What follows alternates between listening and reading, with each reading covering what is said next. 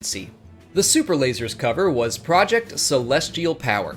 Other names included Stellar Sphere, Mark Omega, and Pax Aurora. Publicly, the Death Star was known as the DS-1 platform. It was 120 kilometers in diameter. The Death Star's hull was made of quadanium steel.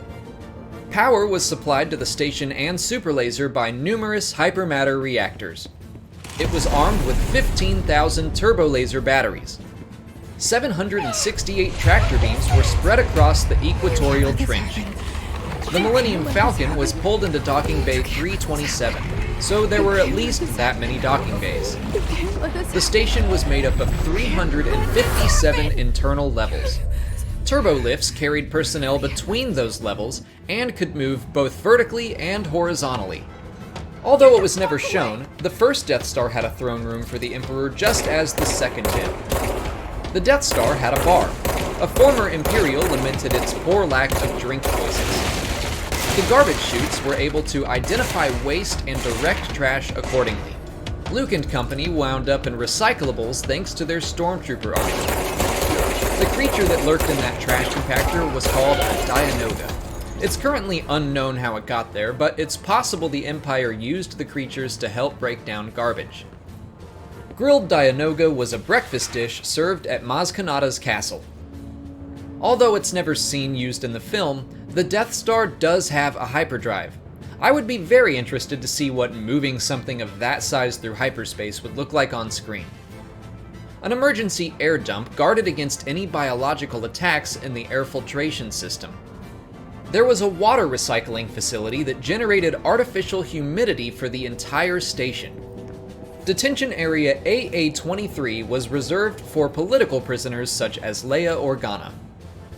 The RA-7 model protocol droid was used in large numbers aboard the Death Star, earning them the nickname Death Star droids.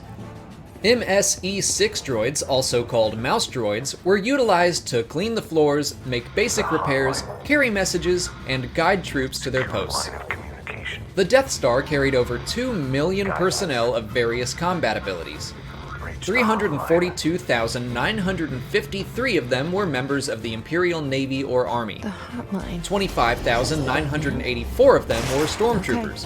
Both of those statistics are oddly specific to me. The Empire doesn't round, I guess. Stormtroopers played ball games in zero-gravity filtration systems, an act which was very much forbidden. The Death Star had elite naval troops called Death Star Troopers that held various responsibilities including piloting the station, operating the super laser, and more. Imperial weapons technicians operated the turbo lasers and ion cannons of the Death Star. The most elite of them were involved in firing the super laser. They wore special helmets that were designed to protect their eyes from the bright flashes of the super laser and exploding planets. The super laser's design itself was inspired by ancient Sith weapons and their use of giant kyber crystals. Original plans were for 8 giant crystals to create 8 beams that would combine into one massive beam. One kyber crystal meant for the Death Star was destroyed during the Clone Wars.